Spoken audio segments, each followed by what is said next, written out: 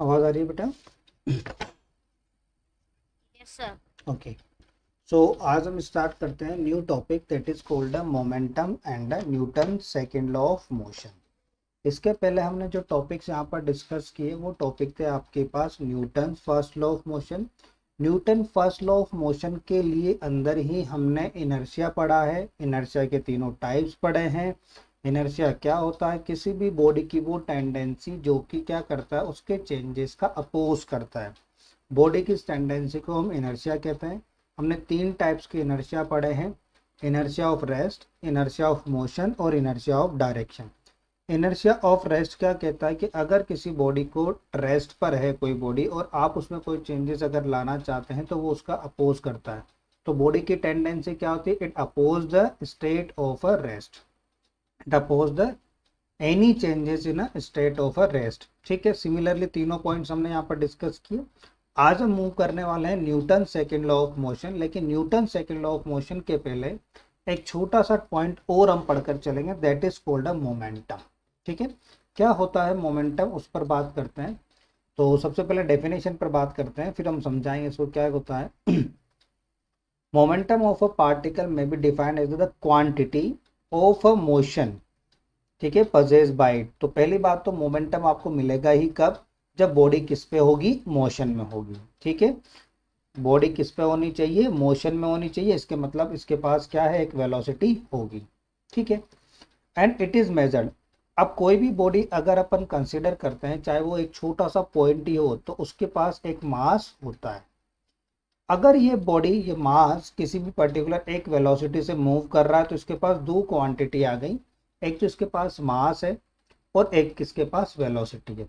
तो इन दोनों क्वांटिटी की वजह से जब कोई भी मास वाली बॉडी किसी एक पर्टिकुलर वेलोसिटी से मूव करती है तो या तो उसके पास काइनेटिक एनर्जी होती है या फिर उसके पास एक मोमेंटम होता है। उसके बारे में हम यहाँ पर डिस्कस कर रहे हैं। और वो मोमेंटम आप कैलकुलेट कर सकते हो, किसके थ्रू कैलकुलेट कर सकते हो? Measured by the product of a mass of the particle and its velocity. किस किस का प्रोडक्ट होता है? मोमेंटम, मास का और वेलोसिटी का। तो मीन्स अगर मैं कहीं पर लिखूं कि ये बॉडी का मास है जिसको हम स्मॉल m से रिप्रेजेंट करने वाले हैं, और उसी इंस्टेंट पे किसी बॉडी की वेलोसिटी है हमारे पास, वो हम v से डिनोट कर रहे हैं, दैट इज अ वेलोसिटी। किससे डिनोट कर रहे हैं? v से। तो इन दोनों का जो प्रोडक्ट बना, मास और वेलोसिटी, ये क्या कहता है आपके पास? ये क्या है? हमारा मोमेंटम। मास और वेलोसिटी को मल्टीप्लाई करने पर जो क्वांटिटी बनती है उसको हम क्या कहेंगे? यहाँ पर मोमेंटम बोलेंगे। ठीक है, इस मोमेंटम को रिप्रेजेंट किससे किया जाता है? मोमेंटम का सिंबल होता है हमारे पास स्मॉल p। क्या सिंबल है हमारे पास मोमेंटम का? Small p। ठीक है, दूसरी बात हम बात करते हैं, इसके ऊपर हमने एक साइन लगा है, तो ये किसका साइन होता है? वेक्टर का। और it is a vector quantity, it is a vector quantity. Momentum क्या है हमारे पास? एक वेक्टर क्वांटिटी है। ठीक है,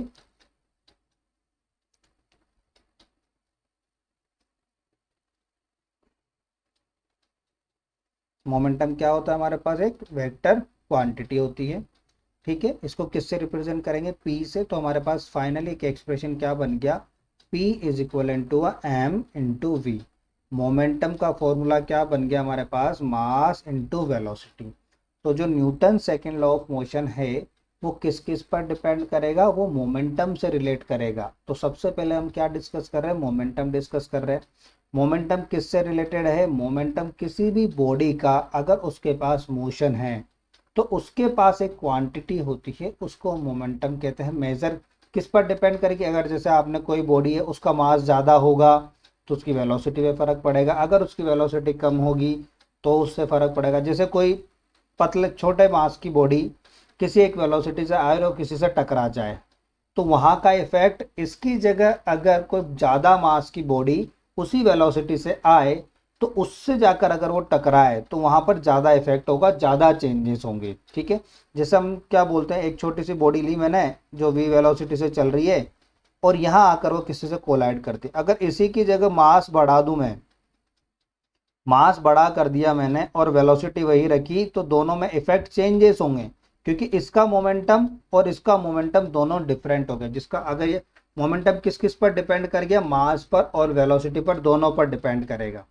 अगर किसी बॉडी का मास ज़्यादा है तो भी मोमेंटम ज़्यादा होगा, और अगर किसी बॉडी की वेलोसिटी ज़्यादा है तो भी मोमेंटम ज़्यादा होगा। मास और मोमेंटम डायरेक्टली प्रोपोर्शनल है, वेलोसिटी और मोमेंटम ये भी डायरेक्टली प्रोपोर्शनल होती है हमारे पास।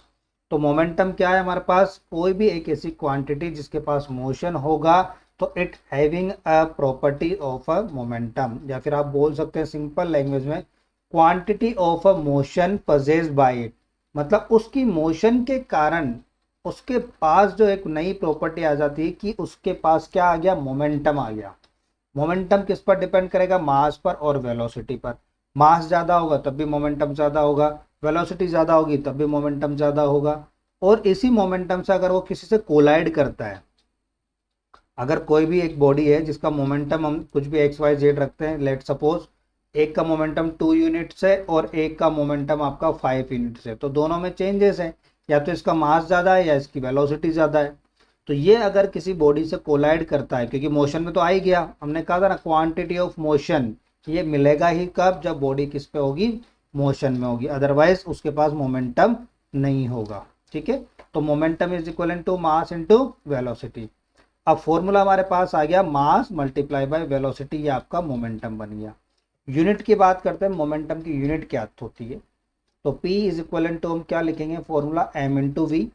ठीक है, जब m इंटू वी लिखेंगे तो SI यूनिट की बात करते हैं। सबसे पहले SI यूनिट है, तो SI यूनिट में मास को लिखा जाता है किलोग्राम, मल्टीप्लाई बाय वेलोसिटी को लिखा जाएगा मीटर पर सेकेंड।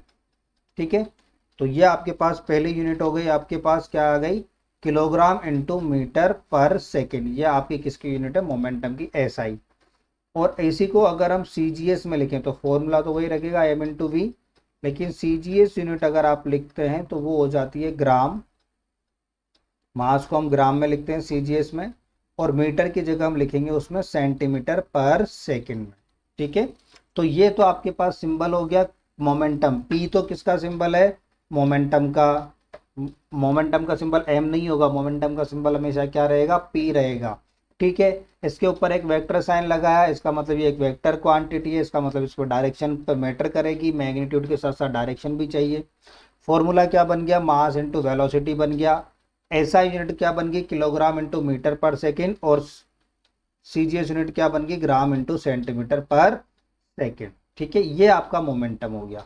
अगर मुझे कहीं पर मोमेंटम कैलकुलेट करना है तो मेरी यूनिट क्या आएगी, अगर मेरे पास मास है कितना, 2 किलोग्राम, और ये किस स्पीड से चल रहा है, 3 मीटर पर सेकेंड की स्पीड से एक बॉडी चल रही है, तो यहाँ पर हमारे पास क्या रिलेशन बन गया, momentum P is equal to m into v. So हम यहाँ लिख सकते हैं मास आपके पास है 2 किलोग्राम, वेलोसिटी आपके पास है 3 मीटर पर सेकेंड, तो आपका मोमेंटम कितना जनरेट हो जाएगा यहाँ पर, यहाँ का मोमेंटम हो जाएगा 6 किलोग्राम इंटू मीटर पर सेकेंड। तो ये आपका मोमेंटम बनता है। ठीक है, दैट इज अ मोमेंटम।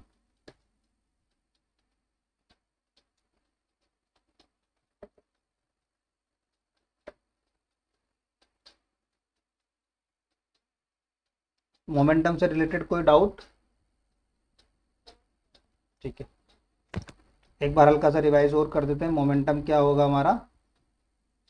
ठीक है, तो मोमेंटम का यूनिट आ गया हमारे पास किलोग्राम इंटू मीटर पर सेकेंड। अब देखो यहाँ पर एक टर्म आई हुई है वेलोसिटी। तो वेलोसिटी हमने दो तरह से पढ़ी है, एक हमने इनिशियल वेलोसिटी पढ़ी है और एक हमने फाइनल वेलोसिटी भी पढ़ी है। ठीक है,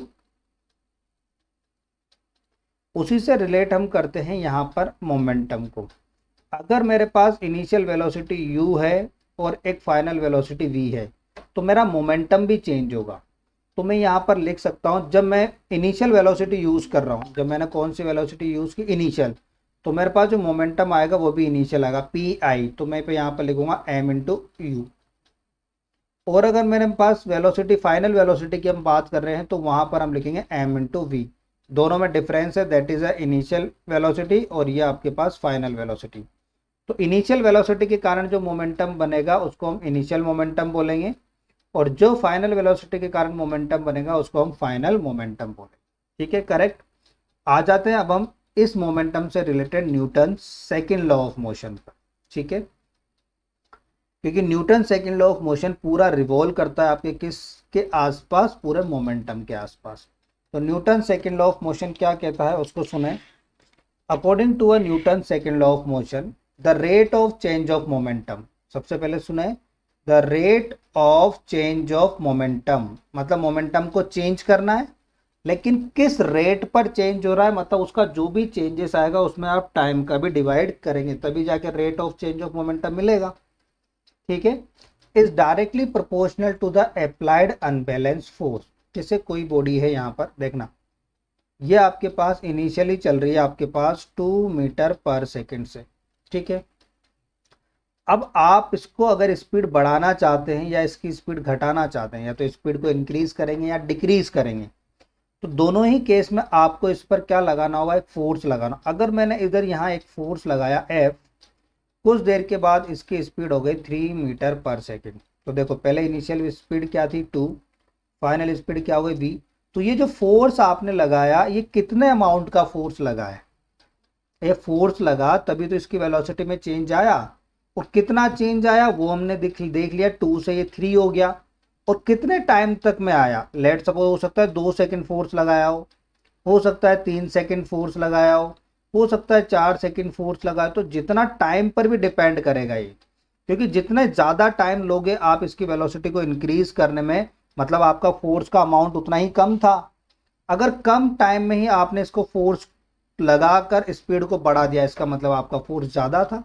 तो ये जो फोर्स आपने यहाँ पर अप्लाई किया है, अनबैलेंस फोर्स उसको हमने बोला है, वो किस पर डिपेंड करता है, rate of change of momentum को। पहली लाइन अच्छे से सुने, the rate of change of momentum of a body is directly proportional to the unbalance force. वो अनबैलेंस फोर्स कौन सा, F, जो मैंने यहाँ पर लगाया। वो rate of change of momentum का मतलब क्या हो गया, पहले आप फाइनल वेलोसिटी, फाइनल मोमेंटम निकालें, फिर इनिशियल मोमेंटम निकालें, और कितना टाइम लगा इसको चेंज होने में, ये पूरी की पूरी क्वांटिटी डायरेक्टली प्रोपोर्शनल है किसके, फोर्स के। तो ये कहता है हमारा कौन, Newton second law of motion. क्या समझ में आया?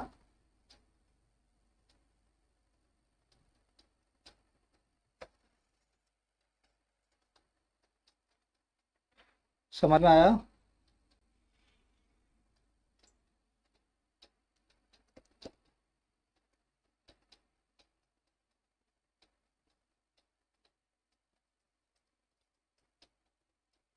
तो rate of change of momentum of a body is directly proportional to the unbalance force. तो हम यहाँ पर लिखते हैं, सबसे पहले तो हमने लिखा है यहाँ पर चेंज निकालते हैं मोमेंटम का। तो देखो स्टूडेंट, हमने यहाँ पर फॉर्मूला ड्राइव करने के लिए क्या लिखा, let a body is moving with the initial velocity u।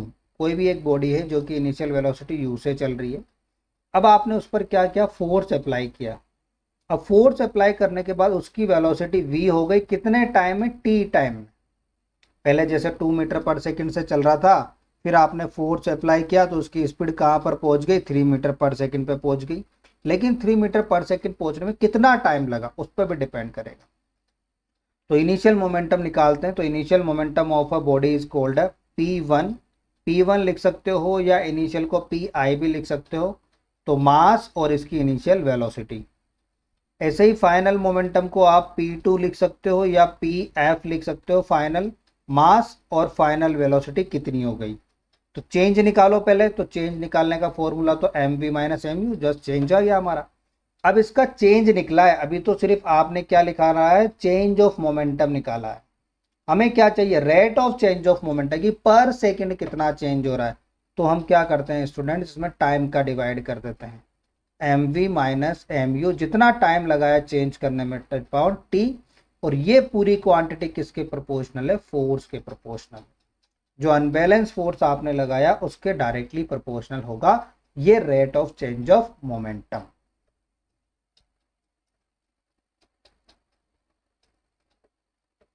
ठीक है, तो यहाँ पर हमारे पास अब कुछ कांस्टेंट ले लेते हैं, क्योंकि हम डायरेक्टली प्रोपोर्शनल का साइन हटाते हैं। तो F is equal to a K mv minus mu divided by T। ये आपके पास रिलेशन आई।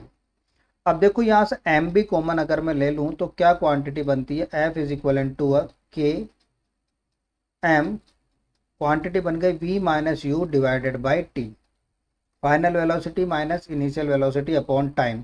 अब देखो इक्वेशन ऑफ मोशन यहाँ पर आपको रिक्वायर्ड रहेगी। हमारे पास इक्वेशंस ऑफ मोशन थी a is equal to a v minus u upon t. ये पहली इक्वेशन से बनाते हैं हम। तो यहाँ पर इस पूरे के पूरे फैक्टर की जगह आप क्या लिख सकते हैं, एक्सेलरेशन लिख सकते हैं। तो F इज इक्वल टू क्या आ गया, K m इंटू ए। ये आपका Newton second law of motion हो गया।